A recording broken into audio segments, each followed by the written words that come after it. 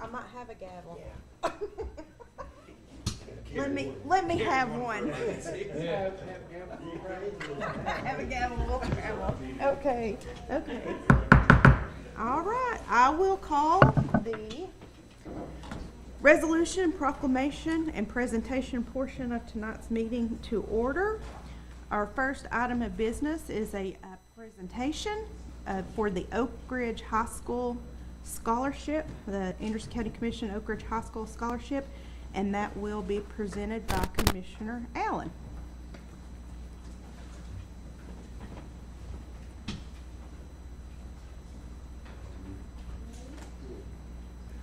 Thank you. The Anderson County Board of Commissioners established and began contributing personal funds to a scholarship fund in 1996. This fund is set up to provide a scholarship annually to a student at each of the 3 high schools in Anderson County.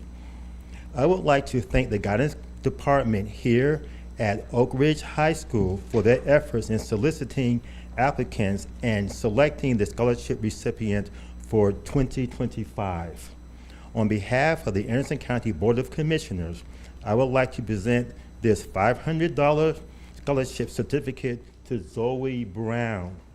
Let me close by congratulating you on your achievements that are being recognized here tonight and encourage you to continue your education with the same enthusiasm you have demonstrated up to this point. And the scholarship reads, be it resolved this 19th day of May, 2025, the Anderson County Board of Commissioners hereby awards the 29th Annual County Commission Scholarship in the amount of $500 to Zoe Brown. Congratulations.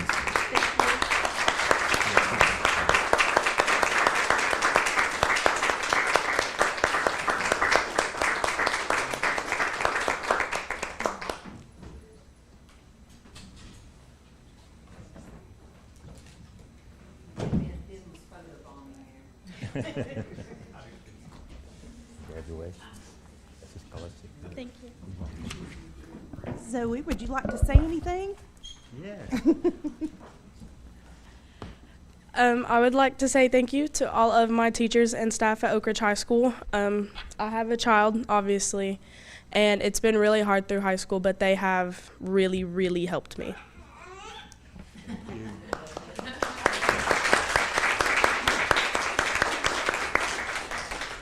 I was able to talk to Zoe a little bit before, and she is going to start Roan State in the fall, and her goal is to become an RN and then go on and become either a nurse practitioner or a doctor in pediatric oncology at Children's Hospital. So we wish you the best, and thank you so much. We know you're going to work hard. We also presented scholarships to Anderson County and to Clinton High Schools, and we did those at their award ceremonies this past week.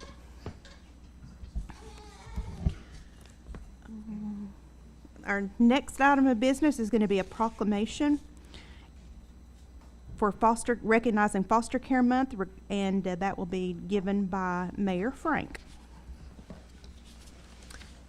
Okay, I have with us tonight, Stephen, if you want to come forward. Stephen Woodward is a foster parent recruiting and engagement specialist with Youth Villages.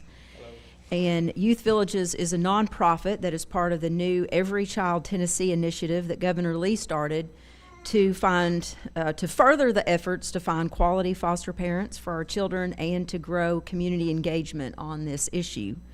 Youth Villages is a partner agency of Every Child Tennessee DCS, and they have many programs for children in state custody and foster care. And as many of you know, Commissioner McCamey is a real difference maker in the foster care field, so I'm sorry he couldn't be here for this particular proclamation. Whereas families raise our children, pass down our values, and hold communities together across the United States of America and the state of Tennessee, and yet too often, for reasons beyond their control, children and teenagers find themselves in situations that aren't safe or stable. And whereas in the state of Tennessee, there are more than 8,100 children in foster care just looking for a safe and permanent place to belong. And whereas the nearly 5,000 foster families in Tennessee provide nurturing and support in which children's emotional, physical, and social needs can be met, while providing a meaningful connection to a caring adult who often becomes a lasting presence in the children's lives. And whereas foster, kinship, and adoptive families who open their homes and hearts to support children whose families are in crisis play a vital role in helping children and families heal and reconnect. And whereas dedicated foster families frequently adopt foster children, resulting in a greater need for additional foster families, especially those willing to take older children, sibling groups, and children with complex needs.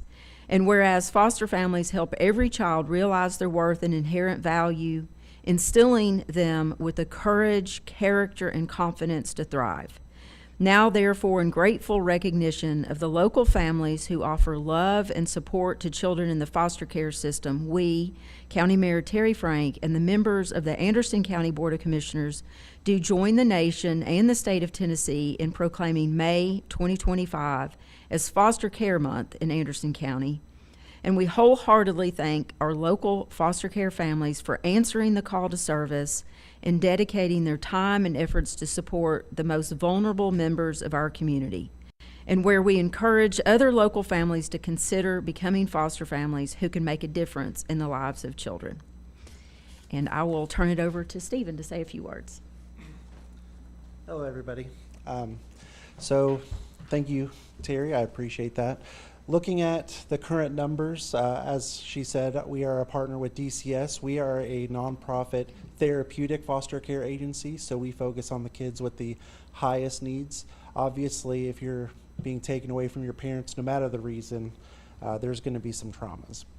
But looking at the current numbers, just a second ago on my phone, there's about 108 children in just Anderson County in foster care, with 45 open homes in Anderson County. So that's over 60 homes where children are being removed from their schools around where they know and going further and further away from Anderson County. So that's why it's so important to have more homes in each East Tennessee County to keep our kids here. Another statistic I just looked up, Anderson County has the second highest number of hold on, before I say it wrong.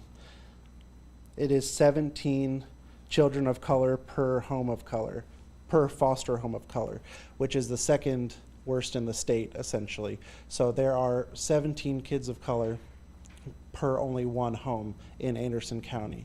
So we really need to find more foster parents of color to help with these, what we call ideal placements. But we really do appreciate everybody who does open up their home. It's not easy opening up your home to a child, no matter what kind of circumstances there are. But I appreciate Terry and other community members who are helping raise awareness. But I guess that's about it. Thank you all so much. I appreciate your time.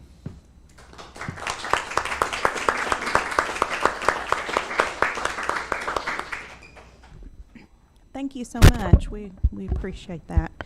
We appreciate all the work of those foster homes out there too. I know how important those families are. Well, that will conclude tonight's resolution, proclamation, and presentation portion of the County Commission meeting. We will adjourn and we will reassemble at 6:30.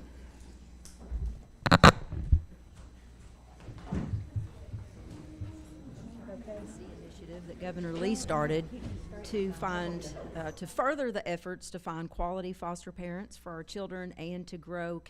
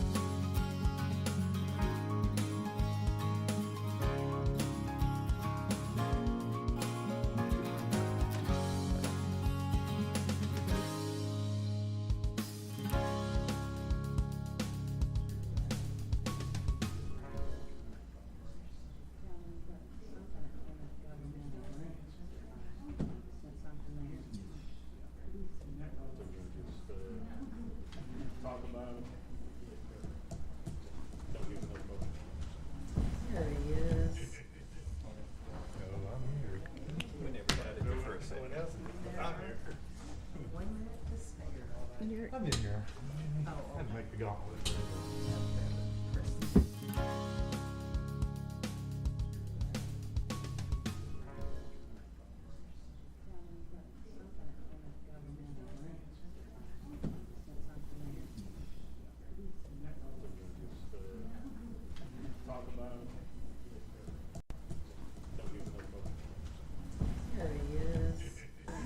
Yeah, I think so.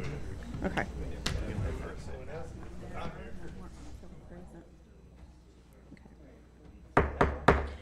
We'll call the regular meeting of the Anderson County Board of Commissions to order. I think first we'll start out with a prayer and the Pledge of Allegiance. The prayer will be led by Commissioner Val, and the Pledge of Allegiance will be led by Commissioner Capshaw.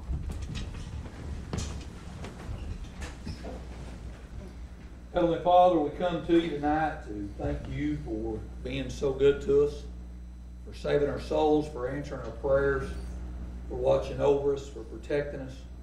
Lord, for giving us this great county to live in, to be a part of.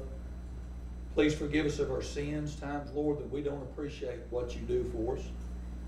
Make us worthy tonight as we sit and stand in front of your people to judge the decisions that we have in your godly sight, to what's right in your eyes. We ask, Lord, you ever remember, Lord, to keep us humble in the work that we do for you. All this we ask in Jesus' holy name. Amen. Ready, salute, pledge. Pledge allegiance to the flag of the United States of America and to the republic for which it stands, one nation, under God, indivisible, with liberty and justice for all.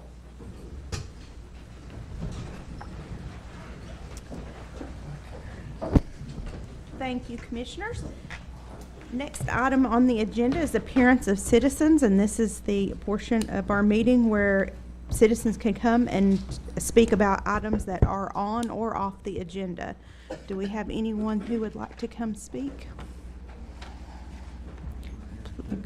Okay. Go ahead. Just state your name and address for us, please. Yes, ma'am. My name is Jason Silver, Mayor of Oliver Springs. I live at 414 England Drive, Oliver Springs. I just want to come tonight to say thank you from the bottom of my heart for everything that you all have done for my city in the money that you all have appropriated for our fire department. We are a volunteer fire department, and I believe over the last 2 years, I want to say it's $125,000. Is that correct, Terry? I believe so. I'm not 100% sure, but it's a significant amount of money. And for a town my size, what you all have done for us, I cannot put into words. So I just want to say thank you for doing that. And I want to say thank you for Mayor Frank for your leadership. And here's what I'm reminded. I'm a small business owner, and obviously the mayor again. Everybody thinks that they can be a business owner until they are a business owner, right? And everybody thinks they can be the mayor until they're the mayor. And that's a fact. And so I just want to say thank you for your leadership and what you've done for this county. It wasn't too long ago where we were in financial dire straits, and no longer are we. And that takes leadership to get there. And so I just want to say that publicly and support you guys, and again say thank you for what each and every one of you all have done, and hopefully will continue to do for my town, because without your support and without your help, we would be in dire straits. So thank you so much.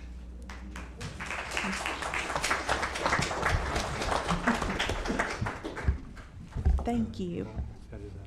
Okay. I think we know who you are, but for the audience, would you, and the people at home, would you tell us your name and what organization you're with? My name is John Spratland. I'm chairman of the Scarborough 85 Monument Committee. I'm here to say thank you, first of all, to the county for believing in this project early on when it was just a concept, and you gave $125,000 toward this project, and we're very grateful for your believing in this project. It's not often you get two schools that played a pivotal role in civil rights history, which we have that in Anderson County with Clinton 12 and the Scarborough 85. So, I mean, this investment is gonna pay dividends beyond what I can tell you. The ROI is gonna be tremendous, trust me. But I'm here to say thank you and give you an update on the monument. We've been blessed with a gift from the state of Tennessee for $3.2 million for the construction of the monument. So I want to reassure that your money is in good hands, and your money is, what's been spent so far has only been on pre-design. And I brought the design book, basically it's submitted. We submitted for permitting and pricing. We just waiting on the funds after the budget of July 1st, the new budget, and waiting on the state to release the funds. So as soon as that happens, we'll be able to start picking contractors and move on with the construction part of it. So we hadn't done any construction part. I know there's rumors out there about construction. We have not got to that phase yet. We've been, in the preliminary design phase, going back and forth. So I'm here to give you an update on that.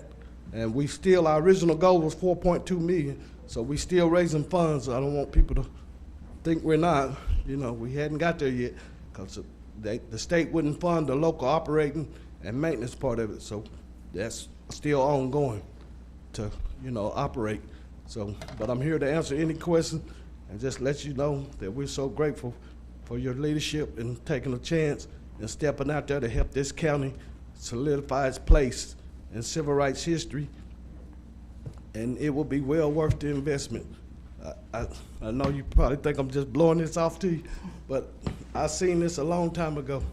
And they were praying earlier, God has truly blessed this county with the leadership we have here throughout the county. And I just want you to know we're very grateful for what you did and what you continue to do for our county and cities abroad. So I'm here to answer any questions, put to bed any misinformation. If anybody got any questions for me. Questions? Okay. Thank you. But we do have drawings, and at some point I would love to share it with you, but right now I only have one copy. So I'm kind of the guy that's housing all this, but I would like to share it with you because it's very fascinating. The whole process has been a very fascinating process. And just to speak on, we also, through letters from Anderson County, they wrote in support to get the Scarborough 85, Oak Ridge 85 into the textbooks, which would occur in 2027. They postponed it a year and put it back to 2027. But in the new textbook adoption, we will have both Clinton 12 and Scarborough 85 in the textbooks. So we will be able to teach it in the curriculum standards throughout the state of Tennessee, not just here locally.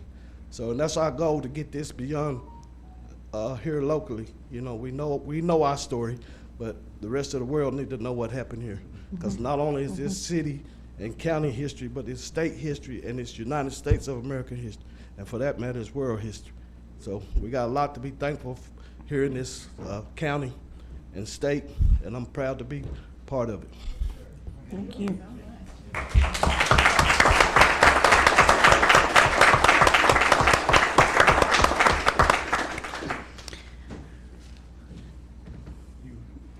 You still want to see? Yeah. Mr. Mullins, if you'll just give us your name and your address, and you'll have your 3 minutes. I'm Nathan Mullins from Oak Ridge, and depending on whether you're morally conservative, you're likely to pat me on the back and say, keep on doing that good thing. If you're a Democrat, however, you know me as that SOB brown shirt that keeps repeating the call to ban books. I want to offer an apology and provide context as to how this culture war is due to the media characterizing book removals in a far too simplistic and black and white manner. The newspapers are hiding the fact that the 300 school books were analyzed for years for misrepresenting sexual approaches to minors. And of course, none were anti-Semitic or anti-civil rights, which is the usual suspected trope that radicals sensationalize the issue with. I have consistently explained that the forced agenda enabled by our library board was proven to be an incursion of adult sex ed onto 6-year-old shelves by politically radical library directors. So let me ask and restate my cause to the real gay community. Are these radicals speaking for you? I have had lengthy discussions with gay couples about book banning, and in my dozen or so interviews, I have yet to encounter any gay couple or trans person who thinks anyone below 18 years old should be solicited through books in a library or school about lifestyle choices. I also confirmed there were repercussions and rejections for not towing the party line for these folks. So I always invited them to come here and speak to this very thing. I want to apologize to these gay folks because my language and fault pointing has appeared to be blaming a group that really is being used as a scapegoat for the radical divisiveness of a desperate and hateful neo-Marxist Democrat Party. Ultimately, I want the courthouse legal department to recall the permission slips they sent out to parents to enable new and illegal forms of pornography to continue to be offered to children, as the content was allowed under the pretense of book banning. I also want to invite the public to fill vacancies at County Commission like Stephen Varen's and Josh Anderson's seat so that neo-Marxist Democrats can't, or a worse thing will happen to our community when the moral majority has lost popular support. Thank you for your consideration.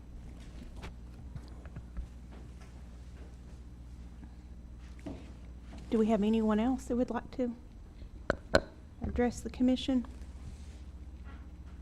Okay, with that, we will move on to the approval and the correction of the agenda.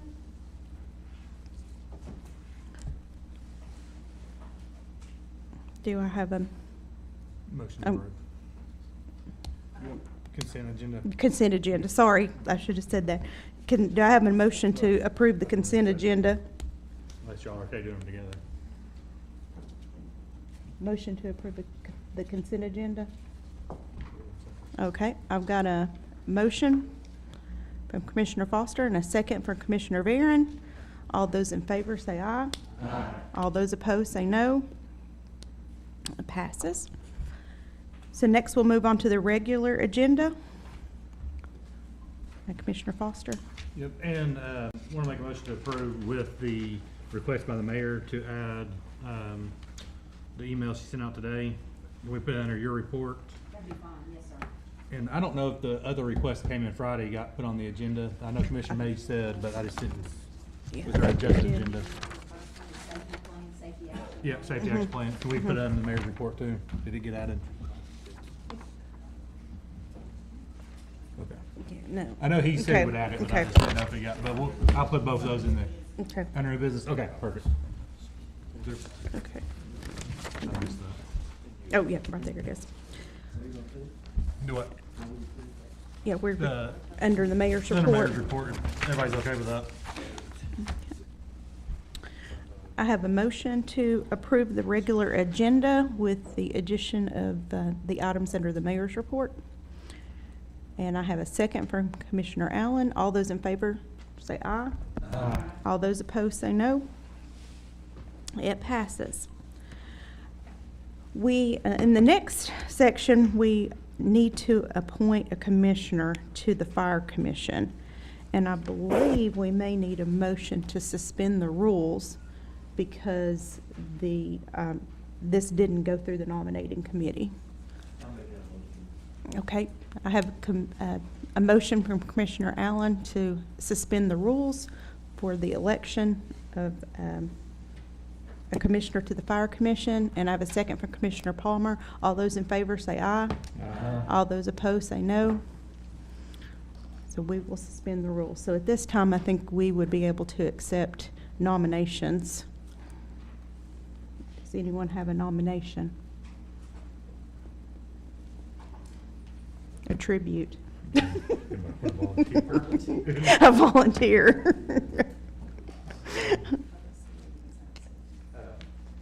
I'd be willing to serve on the fire commission. Okay. I'll make that a motion. motion to nominate. Okay. I have a motion to nominate Josh Anderson to fill the position on the Fire Commission. I've got a second from Commissioner Isbell. Do we move to cease nominations? We do. And elect by acclamation. Okay, Commissioner Foster makes the motion to suspend nominations and elect By acclamation. by acclamation. And I have a second from Commissioner Isbell. All those in favor say aye. Aye. All those opposed say no. Congratulations, Commissioner Anderson. Okay, now I think, do we need to, I think we can just go on back to the regular. We can go agenda. on I have back to the- Yeah, we just suspended rules so we could not do that, so we're good. oh, I'm sorry. No, while we're I'm still on the sorry. Fire Commission, I know Yes. it's not on the agenda and that's okay, but if I could, just while we're on the subject, that the basic thing we talked about in Fire Commission is basically the funding for all fire departments. We requested $750,000 up to $1 million in revenue to give a fully funded fire departments, including the municipalities. So I just wanted to share that. We'll bring up those minutes again next month, and I'll do a double dose next month. Thank you, Chairman. Thank you. And if you don't mind, thank you for volunteering, Commissioner Anderson. And while I have you, Chairman, I just want to say thank you to Commissioner Beauchamp. She was amazing on Fire Commission. She brought a lot to the table. I can tell you every chief in there spoke highly of you, and they are appreciative of your time and service. They understand that you have some other obligations to attend to, and they just wanted me to tell you how much they appreciate what you did. Thank you. Thank you, Chairman. Thank you. Next, we will move on to the presentation of reports, and we'll start with the elected officials. Mayor Frank. Thank you, Chairman. We already took care of the proclamation during the special session. I don't know if you all want to approve that so that it goes into the minutes You do that. for Foster Care Month. I have a motion from Commissioner Palmer and a second from Commissioner Isbell. All those in favor say aye. Aye. All those opposed say no. It passes. Next, I'm requesting authorization to utilize the Anderson County Senior Center for an after-hours public information session for interested persons who may wish to learn more about becoming a foster parent or a foster adoptive parent. The date is, that we're looking for is May 29th, 2025 at 6 p.m. If I could get such authorization. I have a motion from Commissioner Allen and a second from Commissioner Capshaw. All those in favor, I have Commissioner Wandell. Thank you, Chairman. Mayor, we had a I'm supportive of this, by the way, I'm not against it. We had a memorandum of understanding with the Senior Center for such uses and for other nonprofits that want to use the facility. Do you have a copy of that, and are we following that procedure? So we never have put in place any kind of rental agreement. So this is actually being sponsored by Anderson County government. And like, I'm gonna bring the food, but just because it's after hours and it is in conjunction with a nonprofit, I didn't want to cross any line, and that's why I thought I would bring it and ask for permission. So we're really, I mean, the only time we use it is for intergovernmental, and we have not ever set something up in terms of a policy that's been approved through commission for rental agreements. Well, we did have an memorandum of understanding. That was Yes, executed. between the county and the senior center, yes, sir. Okay, I thought it was spelled out in there on how it would be. But I'm in support of this, so we'll just move on. If I could just maybe get the law director's office, if you can pull that memorandum of understanding up so we can be sure on how that's supposed to be used. Thank you. Thank you. Any other discussion? Okay. With that, all those in favor say aye. Aye. All those opposed say no. Okay, and the next, I'll just draw attention, we did submit April's shelter statistics. The next item is the amendment. So what this is As part of the USDA process for the USDA loan for the animal shelter, we are subject to the Build America, Buy America Act. This is a requirement for any USDA contract for construction. But before we go to bid, USDA has requested that that particular Build America, Buy America Act language be added to our existing, already approved and executed AIA architect's contract in order to ensure that the architect is aware of the BABA, or Build America, Buy America Act compliance requirement and the responsibility of the architect. So thank you for adding it to the agenda, and what I'm requesting is a motion to approve the amendment that would be added as an attachment to. In that paragraph, I put a hard copy on your desk and then also emailed it to you. And it just spells out that act under Title IX of the Infrastructure Investment and Jobs Act and where it would be inserted into the contract, to the architect's agreement, Section 3.7. I have a motion from Commissioner Allen and a second from Commissioner Foster. Commissioner Barron, would you like to speak? Yeah. With this Buy American Act and everything, you haven't talked to any contractors or anything like that to see if this might hold up the contract by shortage of steel or anything like that, or? No, I have not. It has been, I don't know when this law was passed, but it has been around for a little while. Mm-hmm. It's not anything that's new. It was put in place, I don't know, I'd have to look that up, but I know we've dealt with it on a couple of our other projects. But I know of nothing right now, sir. Okay, I was just worrying if it might cause a delay or something like Yeah. that, because right now the market's been kind of crazy, if you know what I mean. So, Commissioner Foster? And just to clarify, and if I'm remembering correctly from when I did this for the city, but the first thing is to Buy America, but they can't find the product in America, Buy America, they can go out. Is that right? Is that your understanding of it? That's my understanding, yeah. That's the first option, but, and I know some of the things, there are just certain things you can't get, then they can buy outside of that deal, but that is, and that's pretty standard in most grant contracts these days, Yeah. and so with this being a USDA loan, I'm not surprised it's in there. Thank you. So again, I've got a motion from Commissioner Allen, a second from Commissioner Foster. All those in favor, say aye. Aye. All those opposed, say no. No. Do we need a, okay, the motion passes. Okay, and the next item, Nick Val with the Highway Department asked that we get this approved. So you may recall him appearing before the County Commission and doing a presentation on a safety action plan for Anderson County, getting some input, having a couple of stakeholder meetings for citizens to come. We did one virtually and one in person in room 118A. And the plan is now complete. The technical committee of the Transportation Planning Organization has approved it. It will go on to the full board for the May 28th meeting. We also have to approve it from Anderson County, and if we approve, the TPO approves, then it makes Anderson County eligible for certain grants in order to address some of the safety issues on our roadways, our rural roadways. This does not apply to state roads or federal roads. And if you haven't had a chance yet to look at the plan, it has a lot of good information in there. It has some of the areas where we see the high crash rates.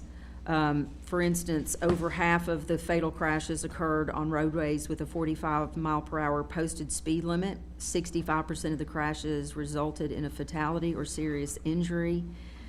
Involved no crash with another vehicle. That means they were running off the road, overturning, things like that. There's just a lot of really good information like that in here. And then if you go to the end, you'll see some policy recommendations, whether that's lowering speed limits in certain areas or putting some non-slip material on the roadways. There are some things that Anderson County can go and help the Highway Department get funds to be able to implement some of these improvements. So we're asking for approval of the safety action plan so that we can take the next steps to advancing in this area. I have a motion from Commissioner Beauchamp and a second from Commissioner Allen. Do you have any discussion?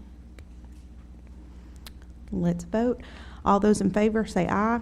Aye. All those opposed say no. We pass. Thank you so much. That's all I have. All right. Thank you, Mayor Frank. We will move on now to the department heads, and we'll start with the Director of Finance, Robbie Holbrook.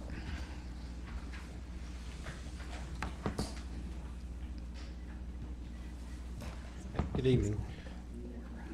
So starting with the fund balance report for ending April 30th, 2025. The general fund, restricted funds are at 1.9 million, committed funds 518,537. Assigned funds are 4.1 million, unassigned fund balance 11,062,435. For a total fund balance of 17,720,065. Cash 23,341,403 for the general fund. That's up 1.1 million from last year in April. General purpose school 141 fund 8.2 million fund balance, 19,352,346 cash. And all the other funds are listed there as well if you have any questions. Okay, sales tax report. The month of March, the county as a whole, 3.8 million, which is down 2.1%. The county, $454,042, up around 13,000 from last year at this time. The ARPA projects I report. have one question. Yes, sir. On sales tax, Yes. compared to what we budgeted, how we We're got a ahead. couple months, 3 months left. but Yes. we're gonna hit what I have we- the running total. I mean, we're about 11 million, but I've already gotten this month's in. Yeah, Just I'll report out at the next budget meeting. We were quite a bit up from. but we're 11 million up right now. No, we're at 11 million from the, we're 11 million from last year's numbers. But Okay. we'll get that the next 3 months. We'll probably get about 12 and a half million. Okay, thanks. Okay, ARPA projects. Again, we still have 9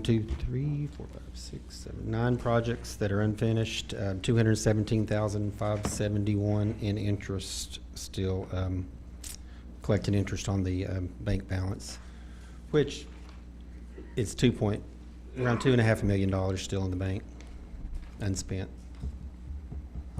And then the grant inventory list for Anderson County, we added 2 EMA grants and 1 EMS training grant to the list from last month.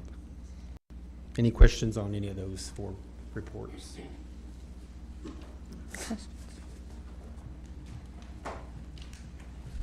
Okay, thank you.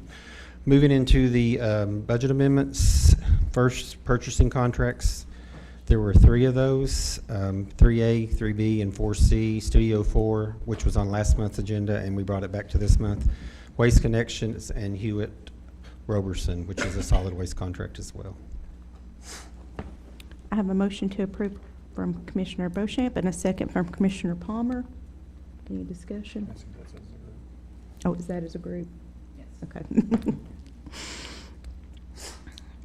If there's no discussion, then we need to go to the board and vote, You don't or have to go to the board for for this. amendment? Purchasing Okay, that. But okay. after that, we'll- All those in favor say aye.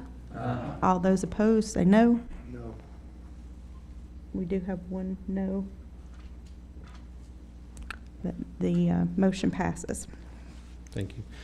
So Group 4 appropriations from the school department, there are 5 of those, 16 through 20, seeking approval as a group. Can answer any questions also. As a group. I have a motion for Commissioner Beauchamp and a second from Commissioner Allen to approve as a group. We don't have to go to the board on that. Okay, Yeah. we need to go to the board and vote on those. Yes. Okay.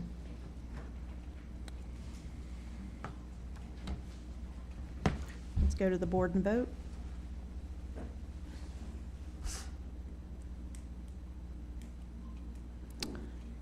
Passed. Thank you. All with 12 yeses. Thank you.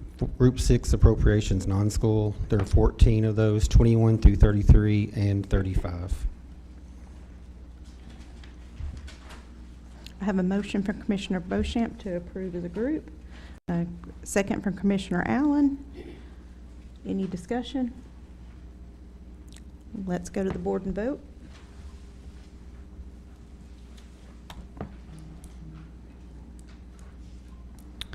Motion passes with 12 yes. Thank you. And Group 8 transfers, there is one transfer, non-school from the general fund EMA payroll is related to payroll, $18,400. I have a motion from Commissioner Beauchamp, a second from Commissioner Capshaw. Any discussion? Let's go to the board and vote.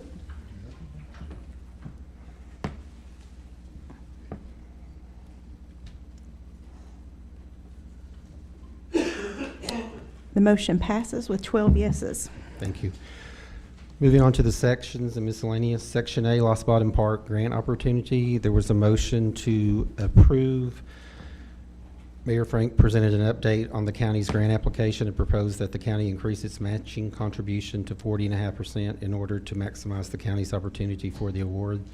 The matching funds will come from the tourism development funds. What was that percentage again? 40.5. Thanks. And that's around $227,550. Do I have a motion? I have a motion for Commissioner Allen and a second for Commissioner Barron. Is there any discussion? Okay, let's go to the board and vote.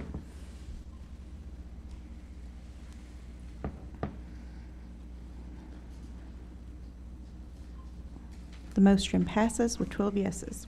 Thank you. Under Section B, Gibbs Ferry Park, the FLAP grant.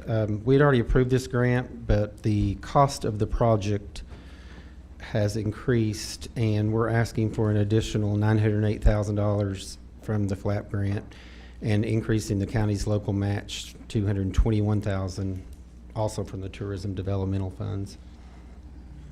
There's a chance that this won't pass. I mean, there won't be additional funding from the grant, which we could reduce the project to go toward with the funds that has already been approved. So we would only, if we get the additional grant money, We would only need the matching, or the additional match. That hasn't been approved yet. Okay. I have a motion to approve from Commissioner Anderson and a second from Commissioner Palmer. Any discussion? Let's go to the board and vote.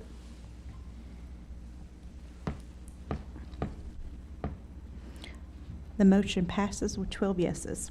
Okay, under Section C, also from Mayor Frank, the Office of Law Director Private Act, Mayor Frank presented a proposal for repeal of the Anderson County Private Act, creating the position of Law Director with an effective date of July 1st, 2027. No action was taken in the Budget Committee level. It was just for information only. Okay, Section D, Vacation Policy from the HR Advisory Committee.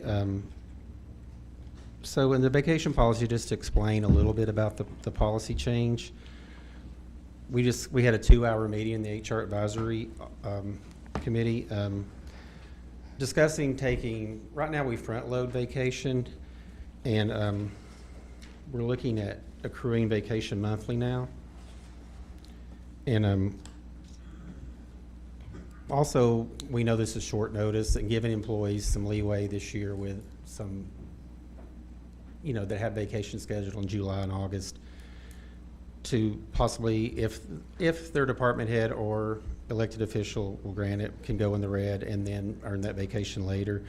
But because of the change, we give the full year's worth of leave up front, and that can lead to complications if someone uses all their time early and then departs the organization before the year end. This also can lead to very large vacation payouts when employees choose to leave shortly after the new fiscal year. As of March of this year, we've paid $120,000 in vacation payouts. And if this had been in place, we would only paid $84,000, which would have been about savings of $35,000. And it doesn't tie leave earned to actually work, like we're, you're earning up front. You haven't earned that vacation till June 30th. So also some employees, you know, if they term early July or with cause, sometimes they've already taken all their leave, and so we don't get that, we never get that vacation back. And we looked at several counties in the area, and this is how every county does their vacation leave, is accrual monthly. So I think it's just more financially responsible, and it passed with 100% unanimously in the HR advisory and the budget committee level as well. And I'd be happy to take any questions. Commissioner Allen? Yeah, thank you. Robbie, there is a question that a constituent was asking about, and I think he would probably be better at asking the question than I would. Would that be okay to have him ask that question about the new vacation plan? It's just a short question. I don't know. Jeff, you want to, if it's okay? He actually answered. He asked did? me back in the back. Did he ask you back there? Okay, good. I was just confused. No, also, one change we did make, and Jeff asked me this question. Right now, you have to work 6 months to get 40 hours and another 6 months to get the next 40 hours for new employees. We still have that in place, the policy of working 6 months, then you earn your 40 hours. But going after the 6 months, we will start accruing vacation monthly for new employees after that, which is helpful to new employees as well with earning time. So that is the only change for, we're not making new employees wait a year with this policy. Thank you. Commissioner Foster? No. Oh, Isabel, sorry. Thank you, Madam Chairman. Robbie, what about people that's got vacation accrual now? And, you know, I've had several people come to me and talk about, you know, they had like 5 weeks vacation and they couldn't take it because they didn't have anybody take their place during that time. Do they lose that? No. Well, currently, if an employee does not get to a balance of 160 hours by June 30th, whatever is over that balance rolls to sick time. But nobody loses anything over 160, and nobody loses any time because it rolls to sick time. So does personal if it's unused. But and then you earn July 1st. That's what some of the problem is. So if an employee is carrying 160 hours over, we have some offices that are earning 240 hours, 5 weeks of vacation, or 6. I'm sorry. That's 40, 160, 400 hours that we would be responsible paying out if they quit in July, and they haven't earned that till June 30th. But nobody is losing any time. And if you can't take your vacation time, I mean, I haven't seen a department that couldn't do that, but I'm just really not aware of that. I think maybe, and Commissioner Val, the sheriff can speak more on it, but I think maybe some of their sergeants and some of that, you know, they have, you know, they're short-handed. So I think some of them maybe hadn't had the opportunity to take it. Well, currently, and this has been a practice for years, if Commissioner Val, as the detention center employee, doesn't get below 160, then it rolls to sick time. We take everybody to 160 every year. So it goes to sick time? Yes, sir. Okay. Now, because some of these people, just like the big payouts that we had, you know, they bank on that for retirement. So that's not going to be, we're not going to be able to do that anymore. If you retire in May and June, you've earned for the full year, you still would earn the same amount of time. Okay. But their sick days will still accrue, right? Yes, yes. No matter And one what. thing too, a lot of people some of our retirees are waiting to July and August, but with TCRS, or Tennessee Consolidated Retirement, it is better to retire in the May and June because you earn the cost of living raise for your TCRS payment. And if you retire after that, after June, you don't earn it the first year. So you have to wait 1 year completely before you earn the cost. And you never make that up, that 3% or whatever it is that year. Okay. And one of the other questions I have presented to me was that money was already in the budget for their vacation. It's not. It's not. It's a liability to the county, and the leave liability report was over $1 million this year for all the vacation payouts. But the money is not, that's why we have some departments, like the clerk and master, that's had to come back a couple of times and ask for money to be put back in their budget for vacation payouts. Small departments don't have this money. We don't budget that. Okay. Thank you. Commissioner Foster? Two questions. One, on the 6 months, you said at 6 months they get 40 hours? Yes. So- If they're an 8-hour-a-day employee, it Okay. could be less. So then they'll start accruing after that? Yes. So why wouldn't we just have them accrue from day one if we're giving them 40 at 6 months? I mean. I didn't know if y'all looked at that. We didn't. I okay. mean, we have one department that a lot of employees don't make 6 months. They don't even Okay. make a couple of months. I understand. And And the second they're question, one of our biggest hires too. Okay, so. and our second question, is, on the ones that this first year, I know it's gonna be tricky, because of people's vacation. Yes. If somebody was to have a vacation being in the red, and then they leave after the vacation, We would do we try to take take that that out of their out of the last last check? payments. Okay. That's all I got, thanks. Commissioner Anderson? Madam Chair, I think it's what we need to do. We need to reform it. I've gotten a lot of calls, more calls from employees than I normally ever get about anything. So the only thing I would think maybe we should consider is either waiting 6 months or a year to roll it out, just to give more time to get it explained to everybody. Because I was at the budget meeting. I didn't make it to the HR meeting, but I've tried to explain it the way you did, but it seems like there's still some hang-ups some people have. Yeah, I mean, I'm going to be honest, it's a change, and nobody likes a change, and no employee does. And this is a change for financially, and we are using taxpayer dollars. I don't see, it's really a no-brainer, but I get it. I get the anxiety, but a lot of the complaints I've heard the most from are the employees that have been here more than 25 years or 20, and they're earning the most vacation time, and they have nothing to worry about. And if an employee, that was one of the biggest talking points in the meeting was, we will work with these employees for the first year. And I mean, I have an employee that I've already talked with and said, I will work with you if you have vacation schedule in the summer. I know it's a, I mean, we want our employees to take their time off, but, you know, we want to work with that. Well, and on the big payout from last year, the $120,000, has HR looked at a couple of those, like the higher up department heads? I guess it was maybe the law director and HR. We had two of those, director. yes. But So- the year before that, we had several, I mean, we always have, it's always above $50,000 to $75,000 a year in But payouts. have they changed, like, the HR position or the law director position to maybe make that exempt from accruing? No, the same and way? honestly, Josh, I'm not even exempt from iron time. Right. And so I was explaining to the budget committee, if in July 1st, if I quit, the county would owe me like over $19,000 in a payout. And I don't think that's fair for myself, but I mean, if that's the policy, then you're going to do it. Right. I mean, I don't blame them. Thank you. I Commissioner mean, Brown? I understand the concern about waiting 6 months.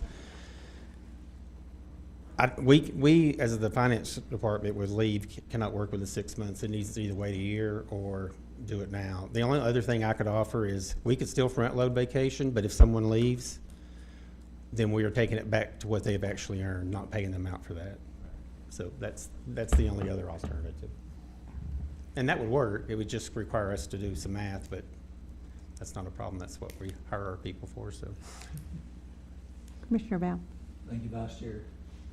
That was kind of what I was gonna suggest, Robbie, the other options maybe that are still out there lingering around. I didn't get as many complaints as some other commissioners may have gotten on this. I got a couple, got 2 or 3. One of the requests was, we understand why you're doing it. We understand somebody's worked here for 25 or 30 years and they've got a lot of vacation they're cashing out. We understand that being a burden on the county. If you would, and then after this one, I got one more question. If you would, tell us the good, the bad, the ugly with waiting that year. How much money are we talking about paying out possibly in the upcoming year if we don't change this? That, honestly, I can only tell you what we've paid out. I mean, 23, 24, we paid out, that was a full year, $128,534. With the monthly accrual, we'd have saved $21,000. 33 vacation payouts through March, already at $120,000. With the monthly accrual, $84,000 with the savings of $35,000. We're not even through this year. But So that's $56,600 in a year. I mean, we're looking at ways of creating revenue in this county, which we are kind of being stagnant. This is one way. I mean, it's not going to fund a lot, but it will fund some things. So. And this is not something that we're doing that's wrong or illegal. It's the right thing Oh, to do. I understand exactly where you're coming from as a finance office. I mean, this financially, this is a solid decision. I get that part. I'm trying to also weigh out the views of the employees. You said something that I'm thinking may be a viable option for us. You said it wouldn't be that big of a burden for you if the motion were to be amended, that if they go ahead and put in for the vacations front-loaded like we've always done it, but if they quit within a certain amount of time, then we don't pay that out, right? Well, whenever they quit. So if we front load vacation and you quit 6 months, then you get 6 months worth of time. That's all we're going to pay out. Mm-hmm. Or, and if you've used more than 6 months, then we will look to take it out of your last check. We will just accrue off the back end instead of. So what, you're still accomplishing the goal you want from a finance office is avoiding the big payouts, Yes. right? Yes. And they still get their vacation in July. But I would only like to do that 1 year.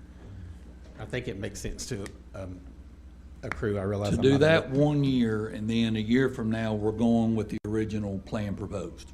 That's what I would like to see happen. Vice Chair, I make that in the form of amendment to the motion, please. Well, we don't even have a motion. Oh, I thought we did. I'm sorry. With an therefore, I will have to amend No. it. I told you I was We going to do that, started didn't I? We just started discussing told you I before we was had gonna the ask the amendment. Yeah, yeah. I started explaining. I'll go ahead and make that motion, Vice Chair. Okay. Annette, you understand what we were doing? Okay. I can help her with it tomorrow, too. All right. I make that in the form of a motion. Thank you, Vice Chair. Okay.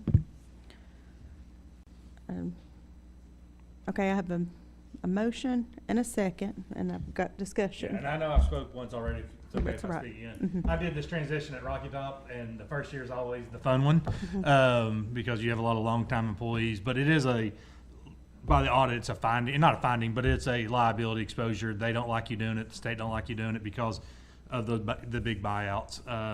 So it can work through, and I think we kind of did something of the same thing where you accrue, and most people realize they like it better, especially the younger employees that don't have as much time.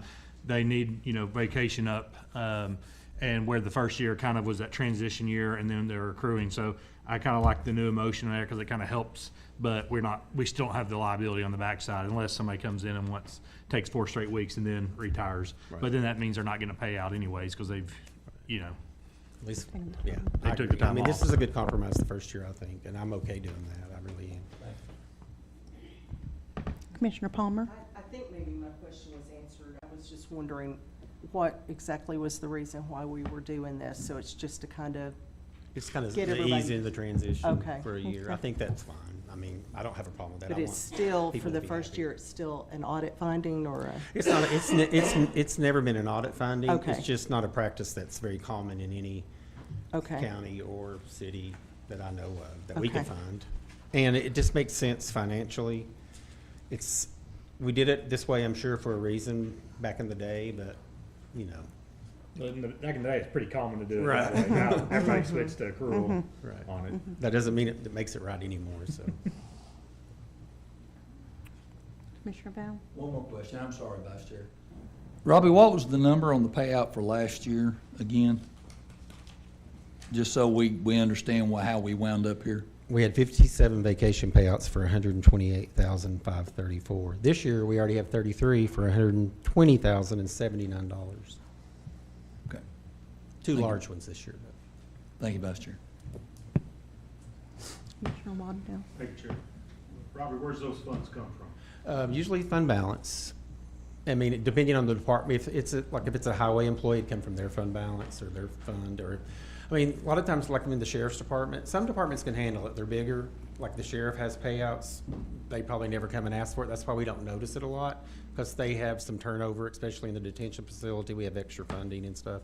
So, but when you have a small department, I know this year alone, we've asked for some in HR.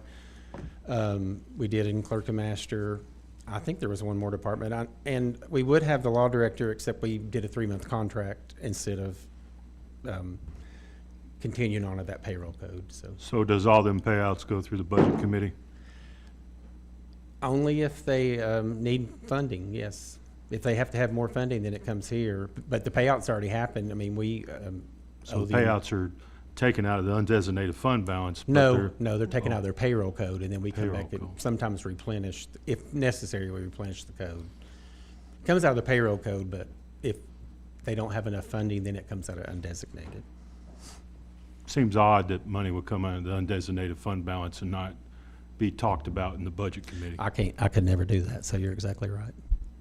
It does not get touched unless it's approved here. Budget committee and commission. both. So the 120,000+ has all went through the budget committee and been approved? Yes. If it was necessary, if it wasn't already in their budget. And then I mean, that's people- the key point. If it's in their budget already, we pay it out. And then if you move the money over, or excuse me, the days over from PTO to sick days, individual retires or leaves, they lose the sick days. No, it goes towards their retirement. TCRS, so TCRS allows you, your sick days count like towards extra time towards your retirement. So let's say you have 300 divided by 8, whatever that is, the 40 day, you get 40 extra days or working days. I see where it count towards the total time worked, but Right. when that time is taken away as a PTO day, paid time off earned, and put into sick day, then the paid time earned isn't really a paid time earned. It's now become just a place marker for time worked. It doesn't really get them any extra money. No, not sick time. Okay, thank you. Although on the audit report this year with the new GASB rule, we do have to start putting the value with sick time as well. Thank you. Any more discussion? Okay, do we all understand the motion? Okay. I can, so this year, starting fiscal year 25-26, which starts July 1st, we will front load vacation still for employees as they accrue vacation time. And if an employee retires or terms employment, we will back out what they haven't earned yet this first year. And then the next year, I mean, I'll probably just bring that back for approval anyway, so next year only. Okay, are we all okay? Okay, do we need to go to the board? Let's go to the board on this one.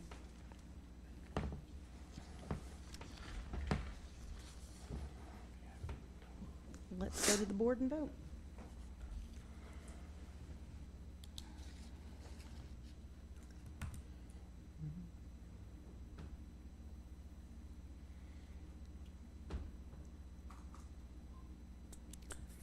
The motion passes 11 yes, 1 no. All right, thank you. Section E, the fiscal year 25-26 proposed budgets. I will say that the budget committee, we made a lot of motions this past budget committee meeting. None that get to be approved tonight by this committee. We bring the budget as a whole after the public hearing and after the public notice in the paper, which happened Wednesday. And we bring it, then we have a public hearing in budget committee on June 5th. But just some key, the biggest factor in this year's budget, again, is a no tax increase budget for the 5th year in a row. This is a reappraisal year, so property assessments may increase due to changes in market value, but the tax bill will not necessarily be higher. Reappraisal process aims to be revenue neutral, meaning the county cannot generate more tax revenue than the previous year, other than new growth. And I think that's the biggest take from the budget. The budget committee did approve $1,500 raises for all employees. And one thing, I did some math today. Over 433 employees that are eligible for raises, 311 make $50,000 or less, which that is a 3% raise to a 5% raise for those employees. And of the rest, the remaining 122, it's 3% or less. So we gave everybody the same raise. They wanted to really do a fair and equitable raise this year, and I recommended that. I think it's a good process. It's a way to get some of our lower paid employees, a big paid more. There was no increase to the employees for the health insurance for the 5th year out of last 6. The county did cover a 5% increase, and that is in the budget. We did fund two new dispatch positions as we have taken on the cities of Oliver Springs, Rocky Top, and Norris, and we are receiving revenue for those.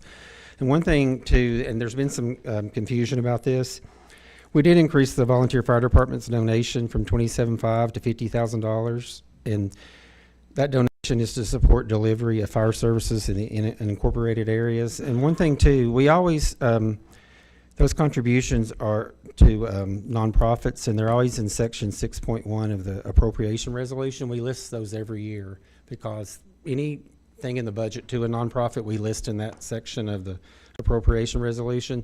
This has always only been, this part has only been to the volunteer fire departments. It's never been to the cities. I think some of the cities thinks we're taking money away from them, and we're not. They were part of the fire truck resolution, but never this contribution.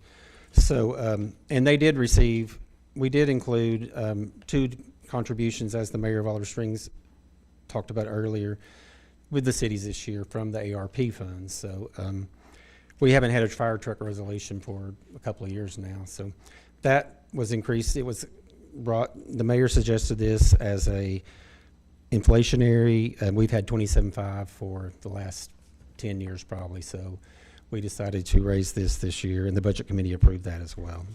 So that was basically the highlights of the budget. I can answer any questions, but like I said, there's, until we do the public hearing and the, with the public notice, there's, we'll bring the budget back to commission as a whole for approval. Commissioner Waddell? Thank you, Chairman Vandegrift. Robbie, on the volunteer fire department increase, the total budget for last year was $300,000 anyway, right? I mean, we had a line item of, what was it, 165 or 135,000 that sets in there for the, even though we weren't getting fire trucks, it was in there. And then you combine that with the mayor's increase from 27.5 to 50,000, that's just 300,000. So there really was no raise. I mean, I guess we could look at it as there was a raise from 27.5 to 50,000, but the total number is still 300,000. That's not true, no. Okay, I'm listening. The volunteer fire departments were given $151,200. That was what was appropriated. I have the budget book right here. Rescue squad, additional $27,500. The fire truck resolution that we were appropriating those funds, the budget committee and commission, we took that out of last year's budget because we did not have a fire truck resolution. So we did not fund half a fire truck that year. So we did the 151 plus 27.5. Yeah. So 175, call it. And then we gave 330 out of the ARPA funds, correct? Yes, those were. So we went from 475 or so down to 300. Yes, but there's a difference between ARPA funds and the general fund budget. Right, but Yeah. we both can agree money's money. I can, but it's not something that was approved in the budget process. I understand, but when you come to budgets, the amount of a budget is the amount of a budget. We can call it ARPA funds, we can call it undesignated fund money. It's just odd to me, we could find money to pay this, money we owe people when they retire, and we owe it to them. And then when we go through the process to request funds, we kind of get, shunned for asking. And, something that bothered me in the budget committee, I'm not on the budget committee, but when I sat out there and I heard you start the conversation with, we don't have the money to do this, but, I mean, that kind of blocks it right from the get-go, doesn't it? I'm not a voter, Commissioner Wandell, so no, it doesn't. There's been plenty of things that I've not supported that have passed right here. I never have one vote. And we did budget over 300,000 this year. The difference in ARP and a budget, the budget, it's actually in that budget book. ARP was a move by this body, and budget committee always had to be approved to use those funds. Now we're out of those funds, so I mean, that was not part of the budget process ever. Well, it sounded like there was 217,000 left today when you talked about it. There's interest, yes, and that can be used for anything. But it wasn't said at the budget committee. I give that report every committee meeting, yes. And that has always been the case since day one for the interest. So I just want to educate my fellow commissioners. We're at $300,000. We was at $175,000. So I guess in effect, yes, it was an increase, but that does not include the $330,000, which the volunteers wanted to include the municipalities, because municipalities have been working with us so well. Oliver Springs, Oak Ridge, Rocky Top, Clinton, all of them. We're still underfunded. I just want to bring that to the commissioner's attention as we move towards the budget. Thank you, Rob. Okay, if no other questions, we do have a group 10 additional items not discussed during the budget committee, which will require a 3/4 majority vote. It's a budget amendment from the law director's office for a transfer, an increase in the secretary position of $12,000 and a decrease of in the assistant law director, $12,000. It's the law director requested to move these funds, and I'm sure he'd be happy to answer any questions if you have them.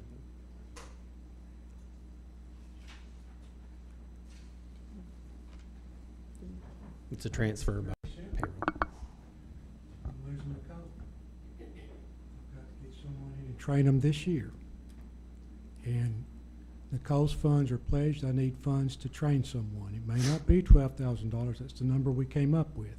But I've got to train somebody. In the last year, you've lost probably 50 years of experience in that office. And experience is not easily replaced, but we've got someone we want to go with, but I will have to train this person. And Nicole will train as well. Commissioner Mondale? Mr. Brooks answered my question. Okay. I have a motion to approve from Commissioner Barron and a second from Commissioner Wandell. Do we have any more discussion? So we need to go to the board on this one, don't we? Yes. Yeah. Let's go to the board and vote.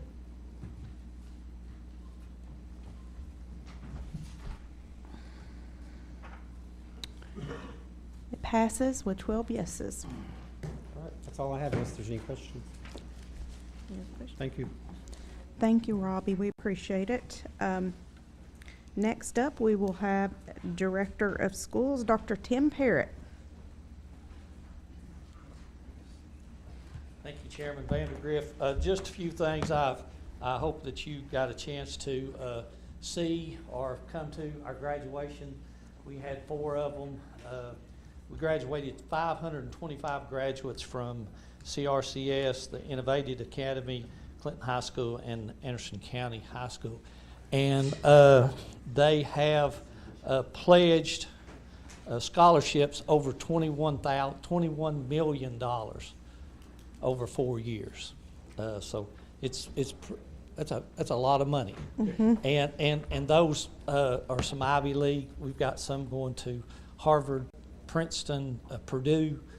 So it's something our county can be proud of. Another thing I want to just say, a shout out to Claxton Elementary School and Norwood Elementary School. Both of those are now state certified STEM schools.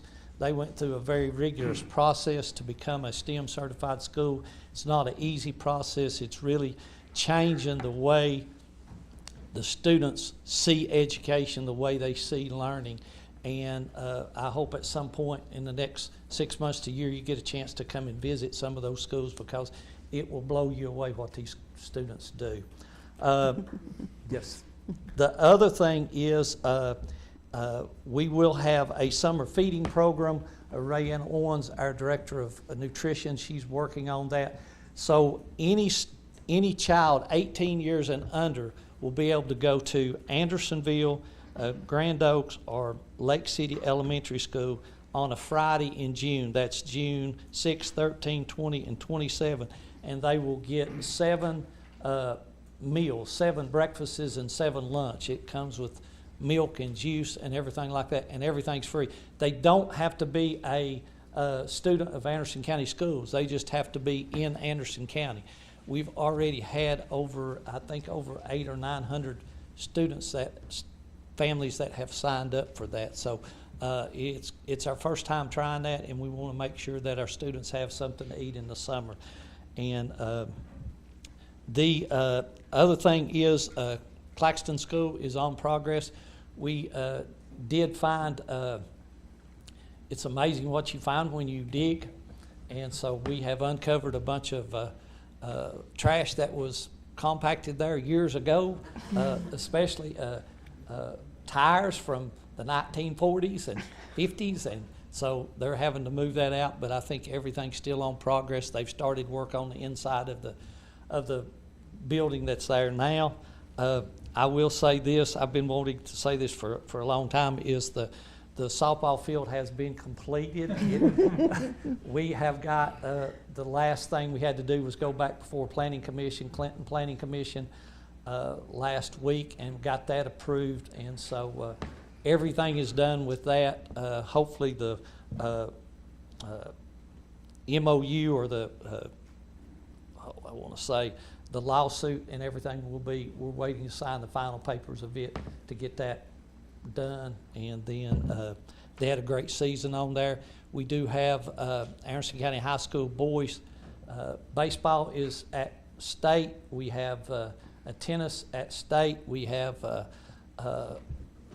Clinton Middle School tracks at state. We've got a lot of students that are at. We've got some state tracks from Clinton High School and from AC are there. Norris Middle School girls softball went to state last week, so it's a lot of things to be proud of. And we got 4 days of school left. I'll take any questions. Commissioner Wandell? Thank you. Thank you for the update, Dr. Parrott, and congratulations on the Clinton High School field softball getting done. I know that's a big accomplishment.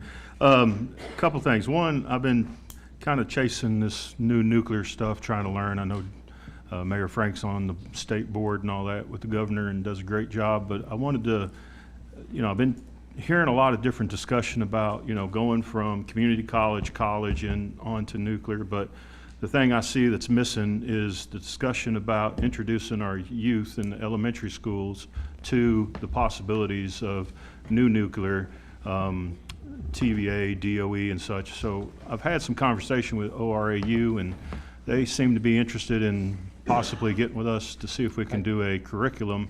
I would love to see a curriculum at Claxton School that goes from K to 5 that addresses introducing our kids, giving them the opportunity to look at capitalizing on the STEM program. And I think TVA and DOE and others would be very interested in being those classroom partners.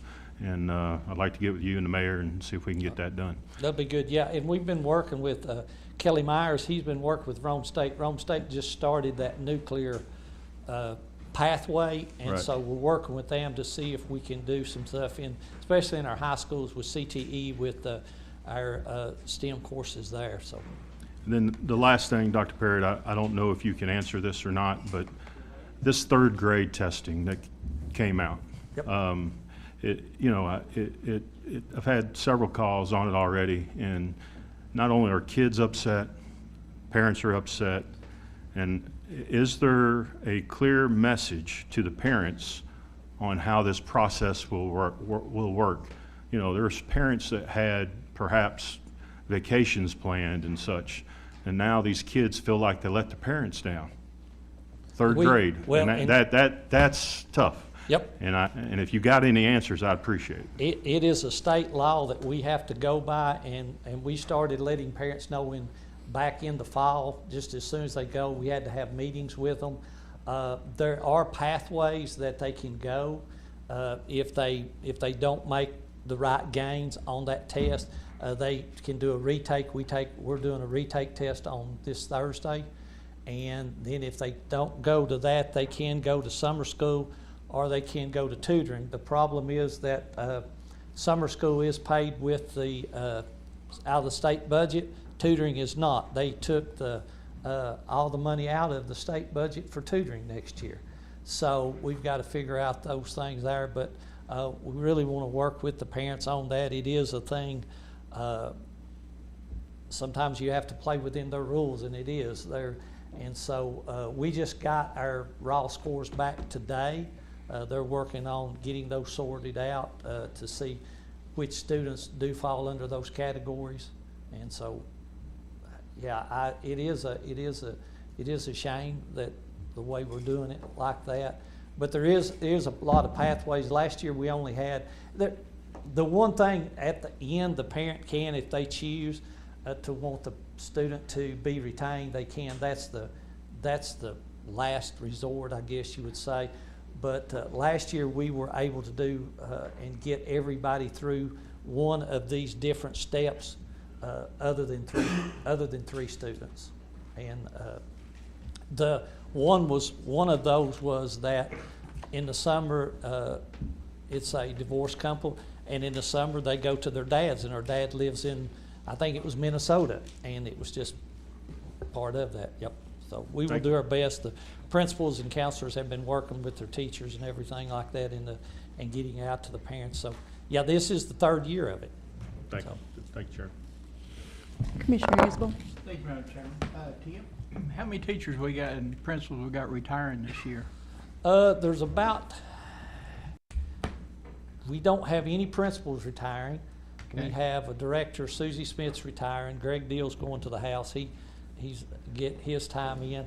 And then about 14 or 15 teachers. Okay, I understand Mr. Warfield's retiring? Yeah, Mr. Warfield's retiring after 39 years. 39 years. Greg's got 49 in, so he's a staple there. So, if you did see, we have went through the interviews. April Myers, she was a principal at Clinton Middle School. She will be taking Susie Smith's place. And then Ben Downs will be the director of secondary. That position we've left open for the last 2 years because Greg's and Susie's been doing both, and Greg's been taking care of the rest of it. So Ben will move up, and he'll take Ben's spot. Well, whoever, we're gonna post those two principal jobs tomorrow, and hopefully in about 2 weeks we're gonna start interviewing. They've done a great job. Yep. They really have. Yep. Dr. Parrott, I did have a question. You mentioned in the summer feeding program Yes. that you had 900 families Yes. sign up. Yes. So where would people go to sign up? You can go on our website. There's a place on there, and what they'll do is you fill it out, and then they give you a card so we'll know. The first time will be a little easier, but then we'll have the card, so they'll just come through. The kids don't have to be in the car.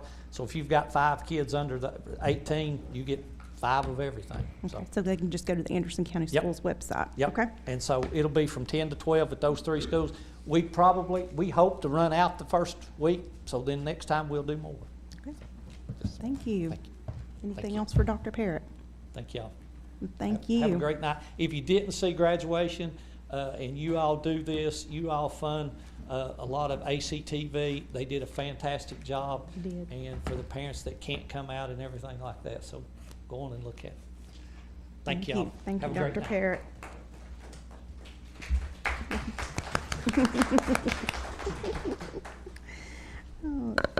Now we'll move on to the Law Director's report.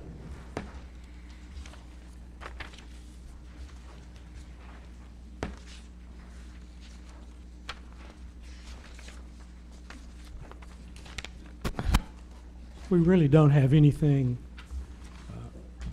that requires action. There's a resolution that's part of the packet. It has to do with a request that I believe passed through operations. Commissioner Capshaw and Commissioner Wandell were looking for a resolution regarding grants which may be available to help Briceville bring water in. And so that is the resolution we've prepared based upon the request. I don't know if you have any questions regarding that. We did make 2 grammatical changes, so I do have the final draft here with me. I have a motion from Commissioner Isbell and a second from Commissioner Anderson to approve that resolution. We have any discussion? Commissioner Isbell? Thank you. Great job. You did it quick. Did everything we asked for, and everything's in there. And I know the people in New River will greatly appreciate as well. Well, let's hope it'll bear fruit. It's got some of the magical terms in it. Help with water, abandoned mining communities. I mean, we'll see. And again, I want to say thanks to Commissioner Bo Chapman and Commissioner Wandell as well. Any other discussion? I do have one thing, and I don't know how commission wants to handle it. Friday afternoon, I received a letter and a draft complaint from the attorneys for Zayo, and I think I sent that out to everyone. I don't know what the pleasure Director of commission Brooks. is. It's not on the agenda. Can we vote on that motion first, and then we'll go into the, okay? It's your pleasure. Okay. So, voting on the motion of the resolution to support the resolution, all those in favor say aye. Aye. All those opposed say no. Thank you. It passes. Okay. Okay. Thank you, sorry. It's actually two things we may want to discuss. I don't know what the pleasure of the commission is. If you want to discuss the letter and complaint draft tonight under new business or not. You know, the situation is, and we talked about it briefly at operations. Do y'all want me to go into it a little bit as to what led to the letter and the complaint? What's the pleasure of the commission? Okay. Okay, on the 24th of April, the Budget Committee upheld or denied a bid protest. And that is to go on to Chancery Court as I understand it. Zayo, they've been quite upset all along, and it's for many reasons. But anyway, they have threatened, promised to sue about everybody in sight over it, which is their right to sue. I don't know that they've got the party's name correctly, but that is a suit that would take place in Chancery Court. That's where that bid protest would go as well, and that's what it is. Now, there was some question, I think, at operations about the process. And so I've looked back, because there's not a large sample size of these bid protests. And the last one I could find was in April of last year, and Commissioner Palmer, Commissioner Varan, I think you were each were on the purchasing committee at that time before it was merged with budget. And as far as I can tell, at a specially called meeting, the protest was upheld, and the aggrieved party had the right to go into Chancery Court. I looked at the minutes of commission, and I don't see where there was anything done. It was in I know you had a executive session, and out of that executive session, there was an approval of the contract that's kind of partnered with it. It has to do with the bus lines, but there was never anything said about the protest. So my question is, was there any action taken by commission on the protest, or did it just, the protest is over, the aggrieved party is left to go on to Chancery Court? That was the part of the conversation at operations, and I don't know the answer to that because the minutes don't tell me. Perhaps y'all remember. Well, that was basically how it was handled, so to speak. We refused their protest. At the purchasing committee level. And And that was the last conversation with regard to that. No, we accepted the contract. Well, Well, okay. Yeah, but not, Yeah. the contract that, we approved the contract But that they were separate from that, protesting. they could have Yes. continued on. Okay. Yeah. So we come to this with Zayo, and the facts are a little different. You've got a one-year contract completely within a fiscal year, July 1 to June 30 next year. It did not go through purchasing. It did not go through the budget committee. Yet, because of the merger between purchasing's duties or budget committee is the designated hearer of the bid protest. And so the question is, does commission vote on that as well? I don't think so under the circumstances, but I'm here to answer any questions that you folks might have about that when the time comes. You know, I don't want to get ahead of myself. Y'all may not be interested in getting into this tonight. We could do it if we need to. So that's all I'll say about it right now, because it could be that we need an executive session because of the threats and everything.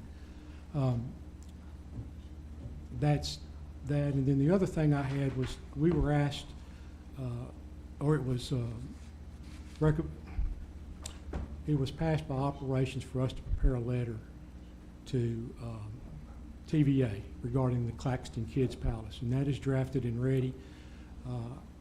It's very short. It's just thanking TVA for partnering with Claxton and requesting that they not close the park down until November 1.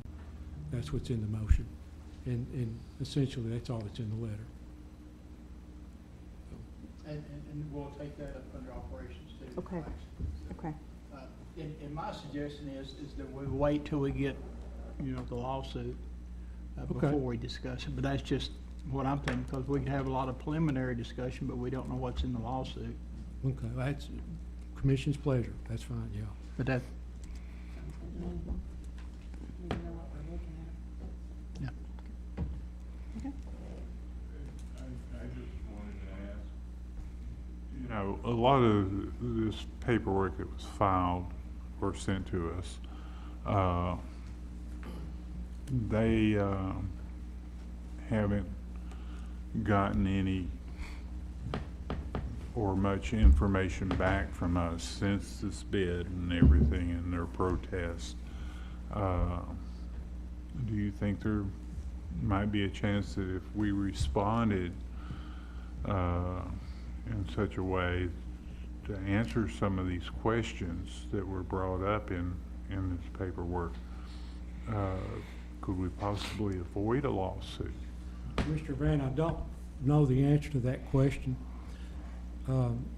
The schism between ZAO and UDT is much deeper and much more volatile than just us.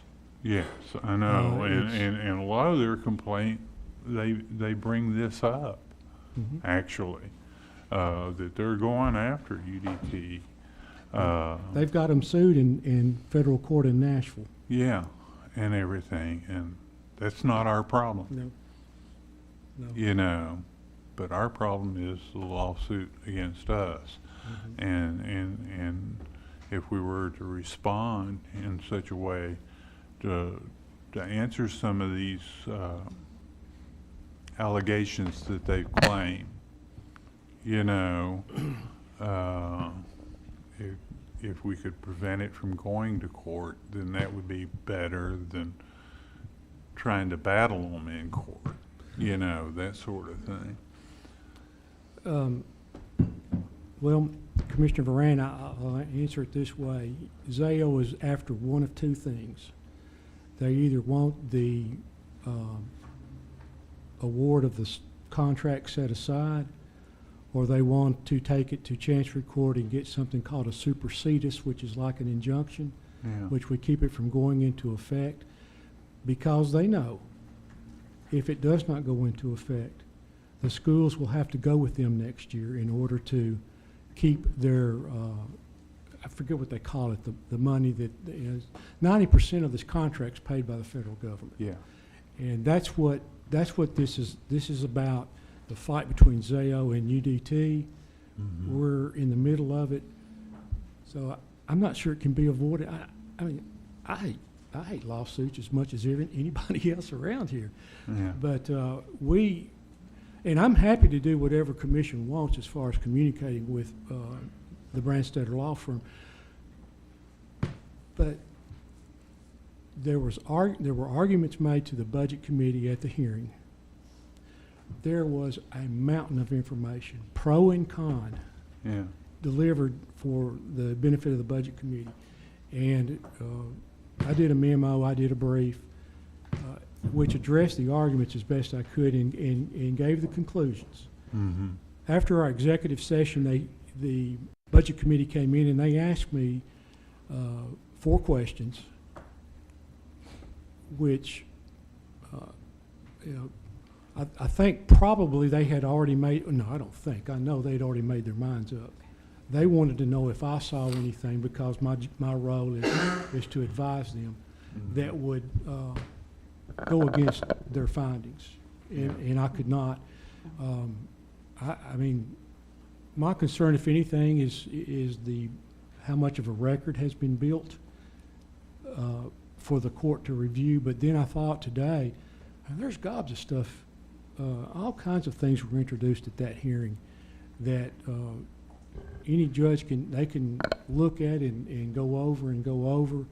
There'll be a recorded transcript of the statements that were made, and you just don't know till it gets to court if that's where it goes. Wow. I think if we're going to continue this discussion, maybe we should go into executive session. I'm just worried about us having Yeah. a conversation about Right. a pending lawsuit on TV and Mhm. they can use it. So Right. I don't care to continue discussing it. Yeah, if we just, yeah. Well, I don't want to, drag you guys in a direction, taking time up tonight that doesn't need to be done, but I'm happy to do whatever. I just wanted to make sure we were all aware of what's going on. All right. Thank you. I'll shut up. I'm done. Yep, thank you. Okay, next we'll go on to committee reports, and we'll start out with operations by Commissioner Isbell. Thank you, Madam Chairman. Under the Mayor's report, Commissioner Foster made a motion approving to retain a resolution in 2022 supporting the development of an adventure tourism district plan, seconded by Commissioner Capshaw. Motion passed forward to full commission for approval. I have a motion to approve from Commissioner Foster and a second from Commissioner Allen. Do we have any discussion? 2022. Okay. That's a typo. Okay, so it should be 2022? Yeah. Okay. So we have a motion and a second. No discussion. All those in favor say aye. Aye. All those opposed say no. The motion passes. Okay. I'm going to do all the action items first, and then I want to talk about some of the other things that we have. We didn't have that many action items. Commissioner Wandell made a motion to have an operational audit performed on the animal shelter control and forward to Budget Committee, seconded by Commissioner Barron. Motion passed forward to full commission for approval.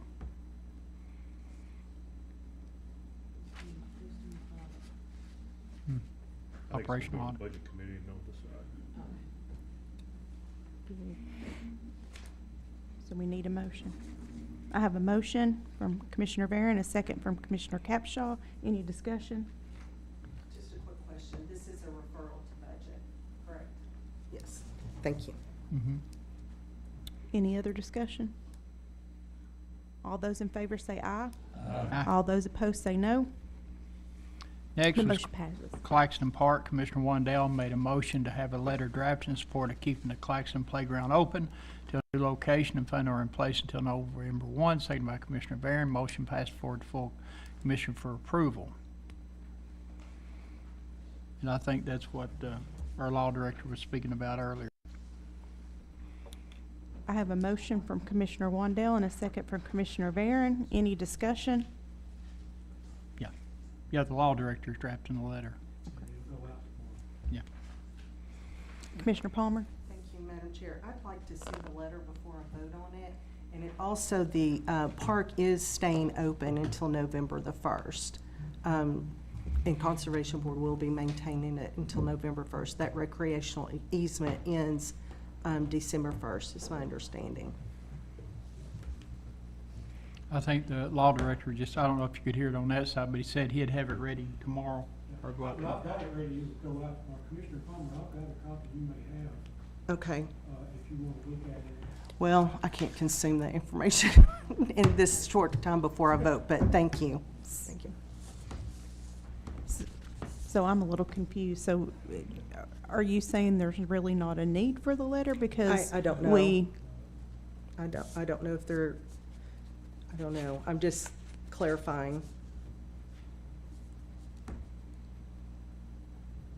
I'm not sure. Commissioner Wandell? Thank you, Chairman Val. I did talk to TVA, and TVA is interested in the letter. They understand we're not demanding them to do anything. They understand we're not changing anything. However, I do have in my possession all of the agreements, the lease agreements that were executed between Claxton Optimist Club, Anderson County Conservation Board. The only thing the Conservation Board was to do was to maintain and upkeep so nobody could get hurt. That was the Conservation Board's role. TVA is very open to the idea of keeping the park open. This letter would be very beneficial to that effort, and I'm hopeful that we'll do that. I recognize there's some commissioners that probably need to read the letter. I read the letter when it was emailed to me, but others may not have had it, so I'm happy to wait till next operations meeting to give all the commissioners time to review the letter for proper wording and such. And if any questions, feel free to contact myself or the law director, and hopefully that'll answer any questions. But again, this letter will be used to go to TVA to have them understand that we need to have a park in Claxton at some point. I've heard a lot of discussions about closing the park. I completely understand that. But what I have not heard is conversations about getting a new park and where it'll be located and how it'll be funded. There's been a lot of talk about $250,000 from TVA, but none of us have seen a check for that, and I'd like to make sure we're all on the same page. Thank you, Chairman. So, do you want to withdraw your motion? If it's okay with the makers of the motion, I'll just, did you make an amendment already? No, Okay. I'll amend the motion to send it back to operations for final approval to bring back to the next commission meeting. Is that okay, Commissioner Palmer? Sure. Thank you. So do I have so I need a second on the amendment? Okay, I've got a second from Commissioner Beauchamp on the amendment. Commissioner Allen? I'm fine now with the amendment. Okay. So I think we need to vote on the amendment first. So all those in favor of the amendment of sending it back to operations, say aye. Aye. All those opposed, say no. It passes. We're on the motion to defer it back to the committee. Okay, So, and we had discussion. okay, You can take a vote on it. okay. So we voted about the amendment. Okay, so Yeah. now sorry, I was confusing myself. So now we have we need to vote on the motion to refer to operations. Sorry about that. All those in favor say aye. Aye. All those opposed say no. All right, Motion and passes. the rest of the committee report just has to deal with some very progressive steps that were taken towards the animal shelter. Commissioner Wandell made a motion to pursue Commissioner McCamey and Mayor Frank's suggestion to expand parking next to recycling building and have new fencing, entrance, walking trails, and ADA compliant if possible. Second by Commissioner Barron. Motion passed to forward the request to the Budget Committee. And one of the reasons why I'm going to read these is because we had some audio difficulty during the Operations Committee, and so this is for the folks at home. Then the other one was, go ahead. Commissioner Wandell? Thank you, Chairman. Commissioner Isabel, also on that, I think we had part of that motion was to fund up to $24,900. That is correct. And that's going to the Budget Committee. Correct, Budget Committee. Commissioner? I got a question. So, and this is some clarification. So, the first one, we had some action item on, the one that we're sending to Budget Committee, but this one, we're not taking action on it? Well, it was. I was just, I felt like all of them were motions, so I didn't know. Yeah, it was just forward to two. Usually, you know, you can do that and you're going to a different Right. committee. So if you're going from committee to committee, you don't have to go to full commission because it's not really it's not an action thing. It's just you're referring it to another committee. Okay, I I just mean, we I voted. just saw the first one, and so Yeah. then I was like expecting the others, and then they weren't on there, so I was like, are we bringing I them? think So- because the motion Yeah. was to Okay. forward to full commission. Gotcha, I was just confused. Thanks for clarifying. Then the other one was Commissioner Wandell, a motion to have Mayor Frank research animal shelter fees and microchip costs and report back to operations. Seconded by Commissioner Capshaw. Motion passed unanimously, and I'm sure if there's a cost there, it'd be forwarded to Budget Committee as well. Okay. Then the other one was Commissioner Foster made a motion to have Damon and Mayor Frank explore software costs and research updating website and Facebook pages and forward to Budget Committee. Seconded by Commissioner Capshaw. Motion passed, and I'm sure that'll come back to operations as well. And that was, that's basically all that we had, and that was for information only. Thank you, Madam Chairman. Thank you. Next, we'll have the Rules Okay, Committee Commissioner report. Wandell. Oh, sorry, Commissioner Wandell. Sorry, Chairman. Commissioner Allen, did you have anything to update on the data or the websites? I mean, just a brief, anything? Sure, yeah. I did talk with Damon earlier, and he really is gung-ho. He's been surveying some software that he feels would really benefit Anderson County. So he's been looking at different packages, and I think he's narrowing it down to something that he does feel would work for Anderson County.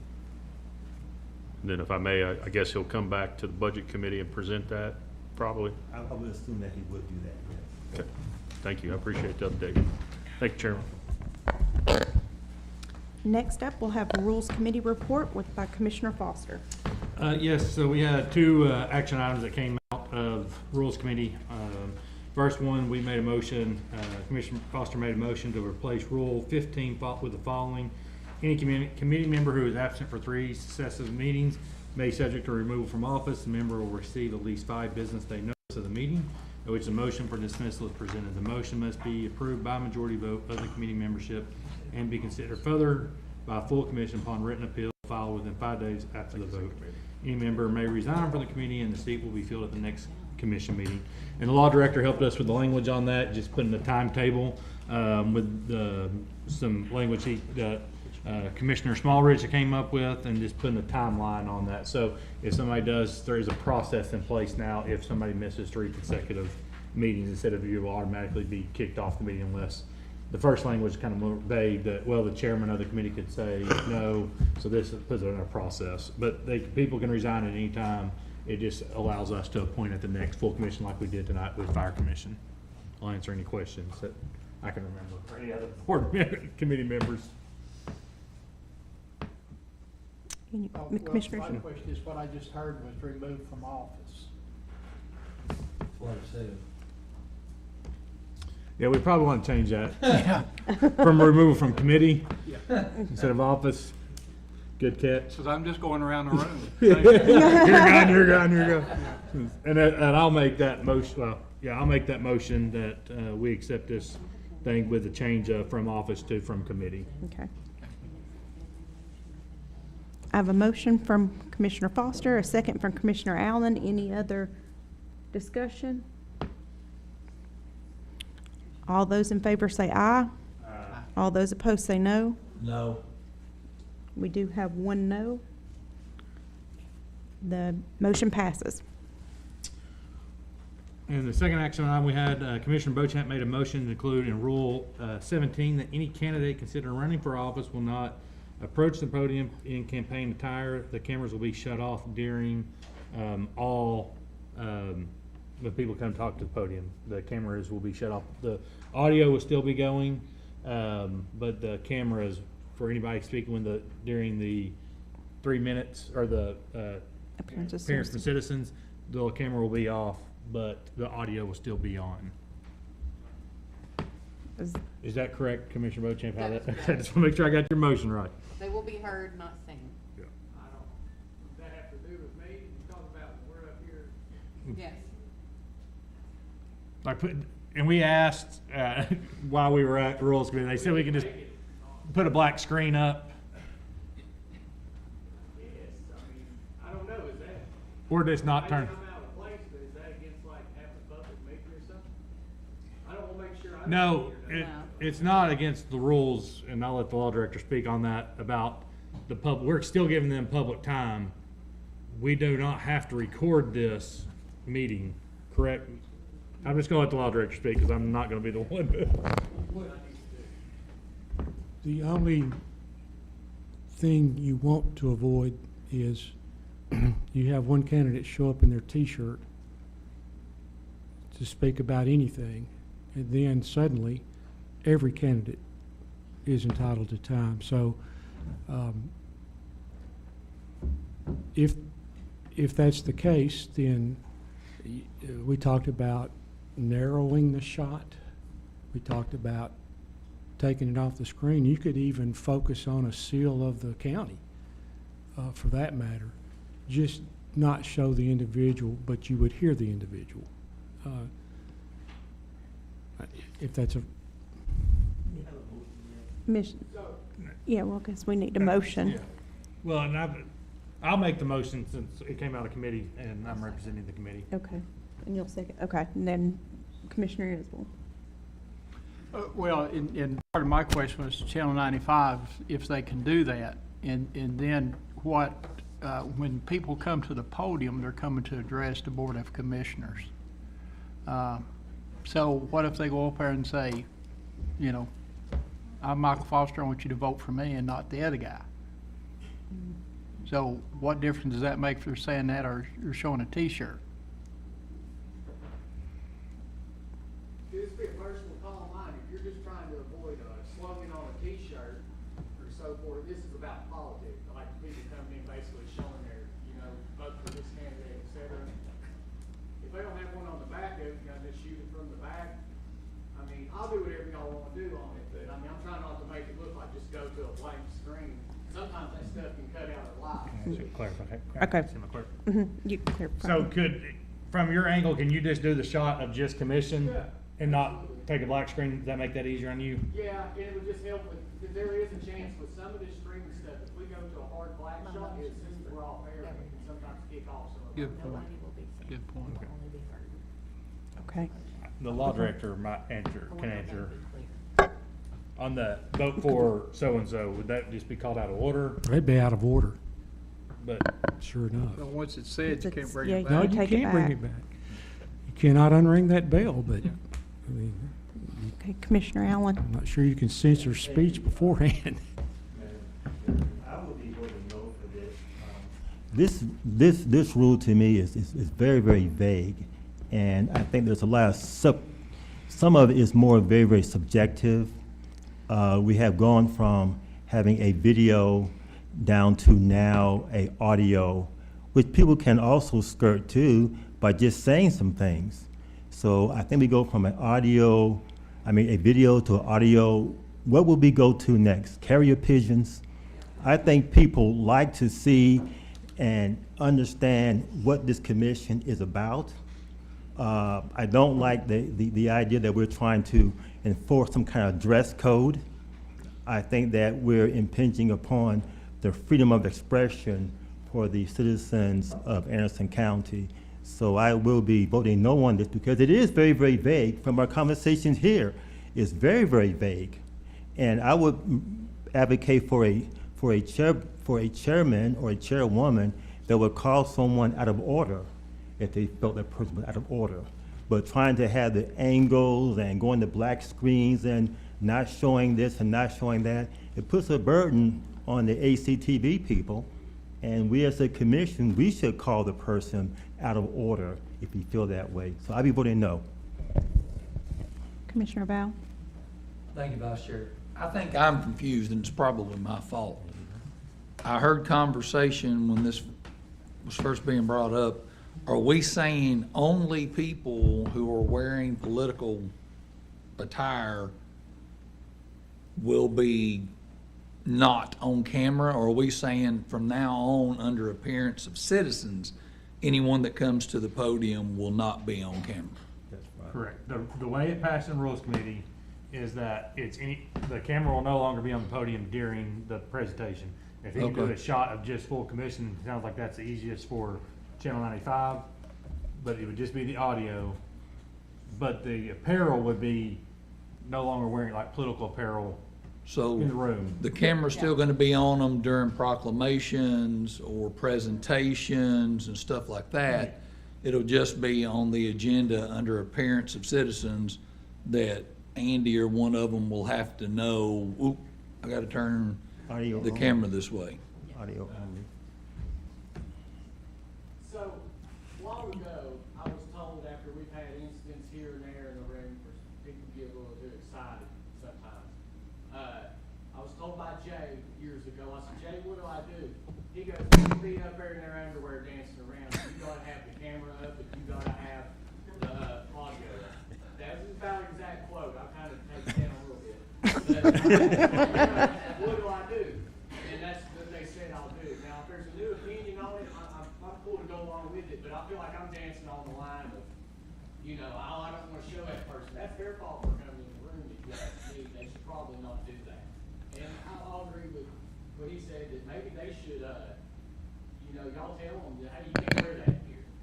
Because you're making, sometimes it's not me up here, they might not get the memo as quick or just get excited in the moment, they film them, and then we got people trying to pull me into something I don't have nothing to do with. Right.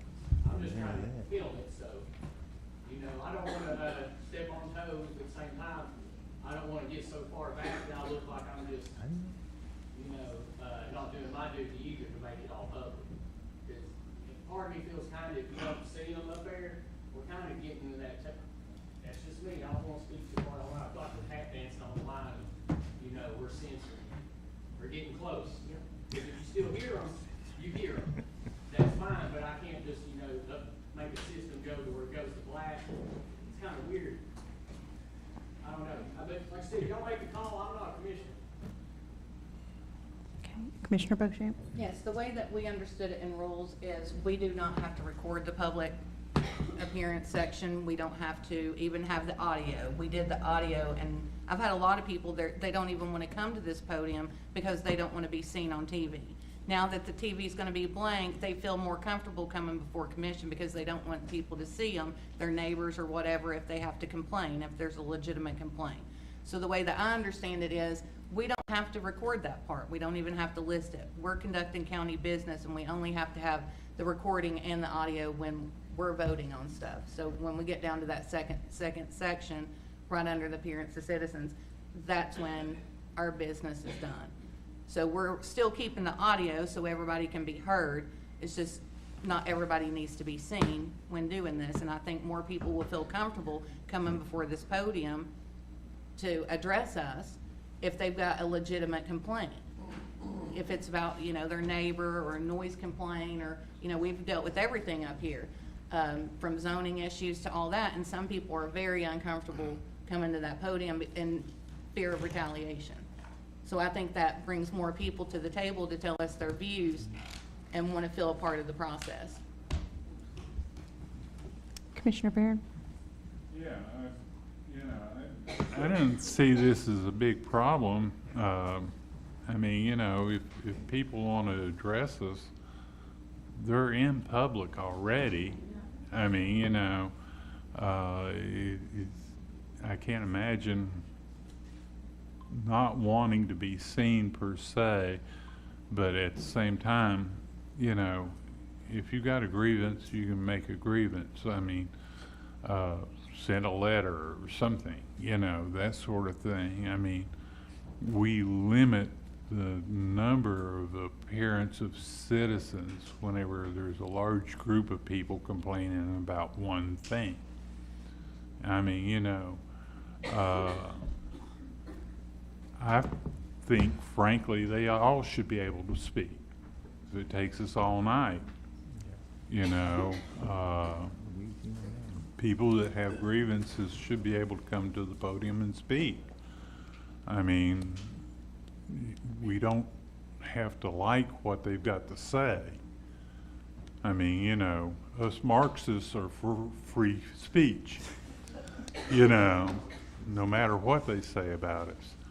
So, you know. Thank you. Commissioner Anderson? I don't think I made it to every Rules Committee meeting, but part of the early discussion was the fair use thing. So I think part of it's just protecting ourselves, protecting the county with, yeah, they can say whatever they want to, but we really don't want to get, if we zoom in and we show this, then we're going to have to make sure we let the other team get that same amount of time. So I think it would be okay, just as long as we're not doing as long as we're not doing the video part, then I think we're kind of covering the county's. Well, and I will speak to that. That's, I think, coming out of rules, that was the reason for taking the camera off the podium during that, because of campaign material. If they walk up to the podium, if there's no camera on it, they still can talk, they still can speak to us, we still hear the audio. It just eliminates the county having to give fair and equal time for, Michael Foster for commission or whoever, if I ran and somebody's running against me and they came up and spoke, or if I sat up here with a Foster for Commission shirt on, which we've had that in the past with a commissioner wearing a button. And so that was kind of where all this discussion came from. We wanted to make it easy on Channel 95 so they didn't have to put the camera on there. So and I guess we asked the person that was here recording that night. I wasn't aware of this beforehand. Okay, well, yeah, we did talk to somebody, but we should have talked to you, Andy. I'll apologize from the Rules Committee.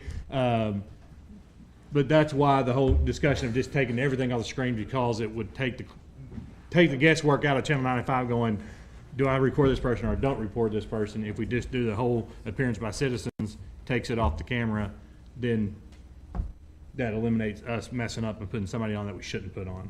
So I just want to clarify kind of how it came out of rules and why we end up going with no audio or no video during that time. So what does that account for? Like I said, we got a camera right here tonight. So are you going to kick all those, make all those cameras stop recording and have it enforced at that point? Because I'm wondering that too, because, people just wanting the same start blaming me.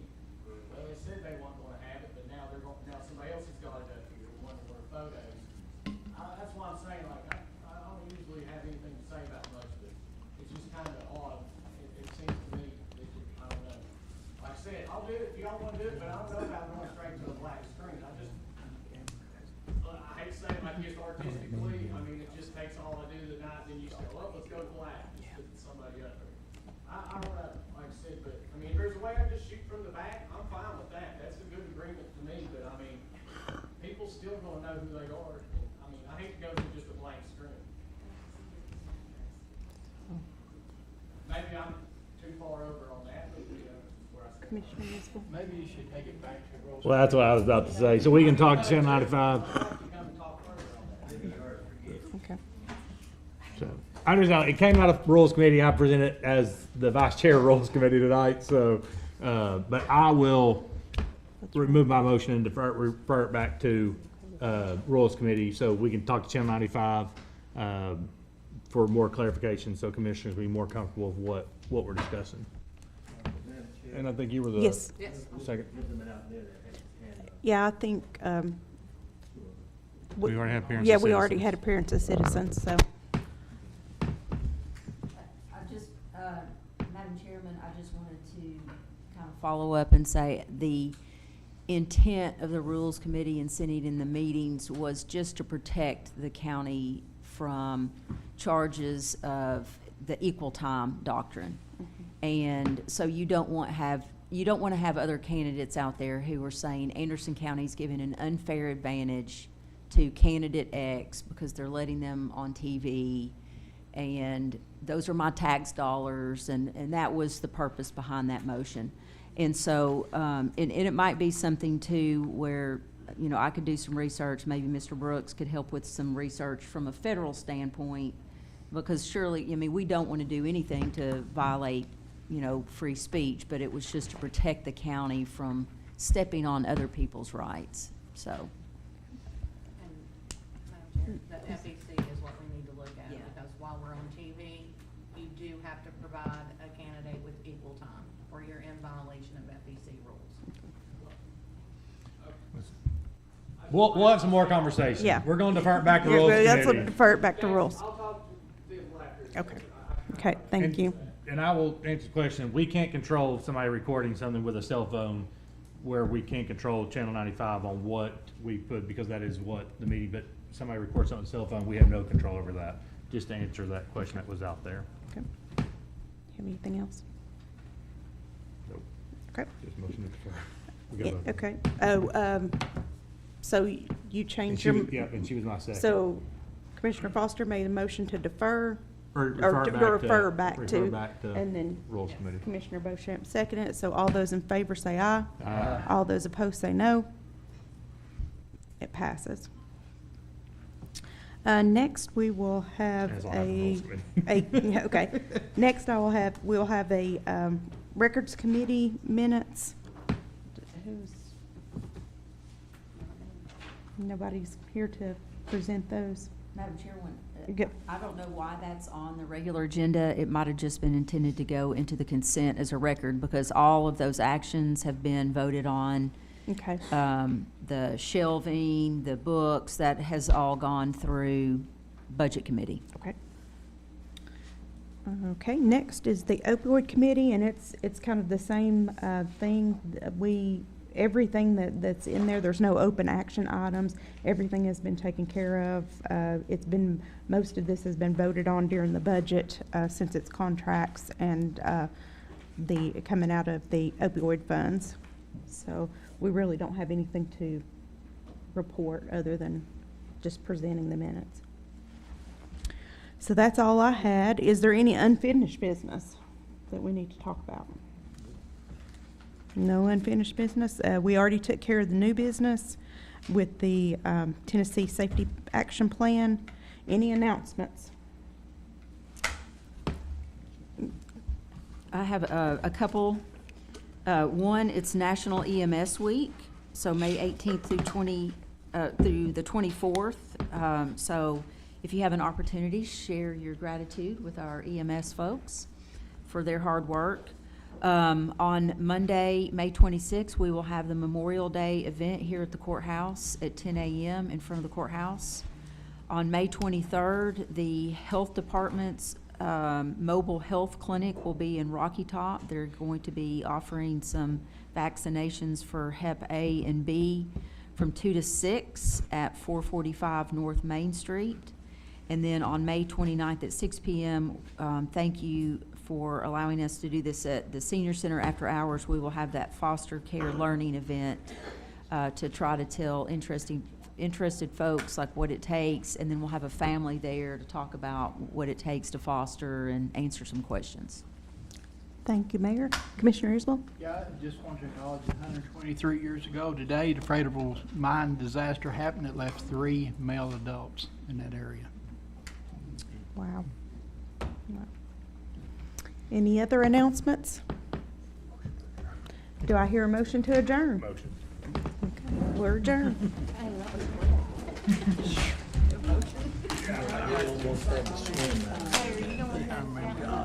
No, I gotta go.